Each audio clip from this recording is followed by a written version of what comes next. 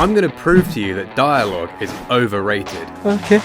The average number of words for a 2-hour film is about 9,000, and the record holder is Scorsese's Casino with an absurd 67,678 words. But what happens when this number is drastically reduced? Does the film become unwatchably boring and simply shrivel up and die? Well, of course the answer to that is no.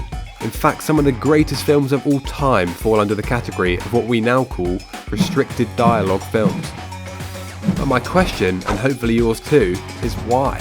I don't know, Jeff. Well, to answer that question, I'm going to take you through my 5 favourite restricted dialogue films. Each one uses the lack of dialogue in a completely different way to create an effect that just simply would not be possible with a regular script.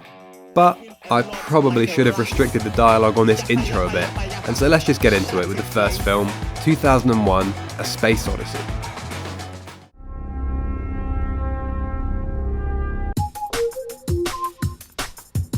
Listen, okay, it's an absolutely iconic film. The amount of references to it throughout media is just ridiculous. The soundtrack is insane. I was sitting there like flipping Mozart waving my hands about. It looks incredible for a 50-year-old film, and I still can't quite work out how they've managed to do some of the shots, but it's just so slow. I know that with my TikTok fried brain, I struggle to get through anything longer than 60 seconds without Subway Surfers gameplay, but there was just no hope here. I needed like 4 sittings to get through it, I can't lie. I don't think I even really understood what was going on. My basic understanding is human plus monolith equals evolution, but that's about it. You guys can let me know what the actually happened at the end in the comments. But we're here to talk about restricted dialogue, and despite my misgivings about it, the lack of dialogue coupled with this painfully slow pacing is used perfectly to create a sense of scale. Watching this film does make you feel like you're lost in space. Huge periods of time pass with not a single word spoken. Every action and process is shown in painstaking detail, and every human interaction we do get is trite and emotionless.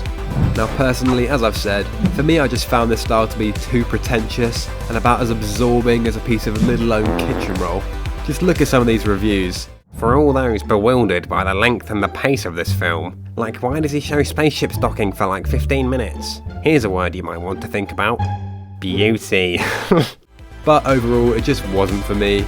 And besides, I can think of a much better space adventure film that coincidentally is a film that references 2001: A Space Odyssey. Any guesses? It's WALL-E.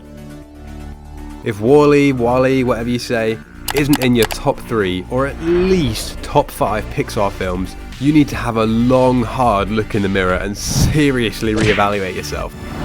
It's from the era when Pixar actually wasn't and produced consistent gold. Like imagine wanting to tell a story about humanity and the importance of natural world and going, I think we should make it about a robot who can't talk. I mean, that is genius, come on! What the lack of dialogue does in this film is to create a much stronger emotional connection with the characters and the story than a regular film could ever do. I mean, I'm literally sat here watching a robot nuzzling a glorified Tic Tac and I'm crying my eyes out. What the f***? There's no need for the excessive dialogue and complicated human emotion. Everything here is conveyed in its purest form. WALL-E's interaction with his environment and the very subtle expressions on his robotic face. The story is also brilliant. As well as being a charming love story, it also delivers an incredibly poignant message, discusses loneliness, curiosity, joy, and has fat people floating around on chairs. I mean, what more could you ask for? But we're leaving space now with our next film. This next film has become particularly popular recently, but with the wrong group of people for very much the wrong reasons. And that film is Drive. Now this film, and it actually causes me physical pain to say this, has become iconic for Sigma males. Oh! Ew! Dude! What the f***?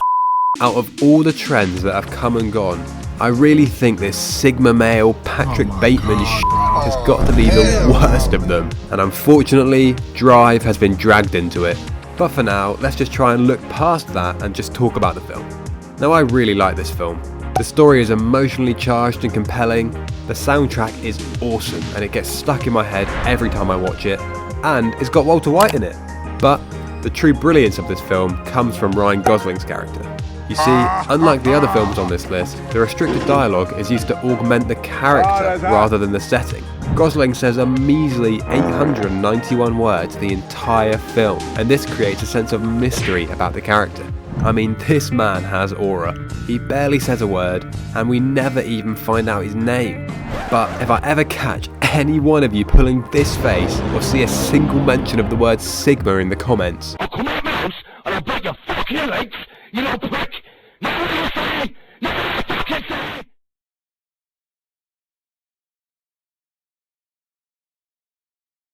I bet all of you thought your audio was broken there, didn't you? Got him! But actually, that was just sign language for like and subscribe if you're enjoying the video, and let's move on to our next film.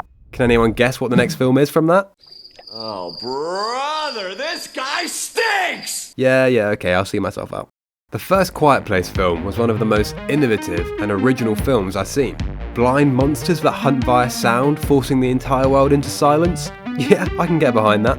It's sort of a hybrid between edgy-seek thriller and jump scare horror, which can be a difficult path to tread, but they nailed it. They really harness the power of the lack of dialogue, and in fact of any noise, to create a sense of fear. Or more specifically, fear of the unknown. Now, seeing as the characters can't actually talk to one another, Whoa, nah, I never knew that. the rules that exist in this universe are established purely through exposition. That, coupled with the fact that we know very little about these monsters, makes for a very uneasy and unsettling feel to the film that would simply be ruined by incessant yapping.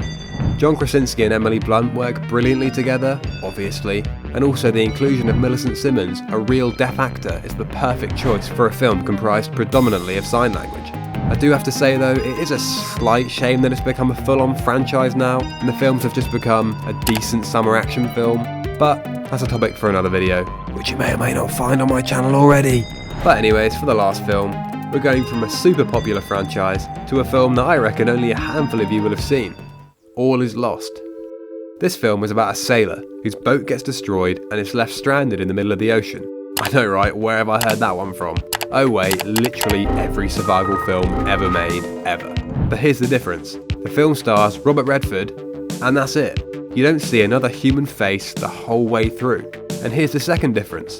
There are only 51 spoken English words in the entire film. That's less than 1% of the average amount in a feature film. And what all this does is to create an almost overwhelming sense of isolation. The sailor is alone, and his solitude is expressed through the complete absence of interaction whatsoever. Now obviously, this isn't a pulse-racing, action-packed thriller, but I did find it very engaging and enjoyable to watch. It also poses a great metaphor for humans in the face of adversity. Do you simply lay down and die, or do you fight back? And to top it off, it's got a brilliant ending that I can still picture perfectly today, despite having watched it at least 6 years ago. And with that, we reach the end of the video. I really I really hope you enjoyed it. If you did and want to unrestrict my dialogue, check out this other video I made, where I discuss the greatest cinematic villains of all time.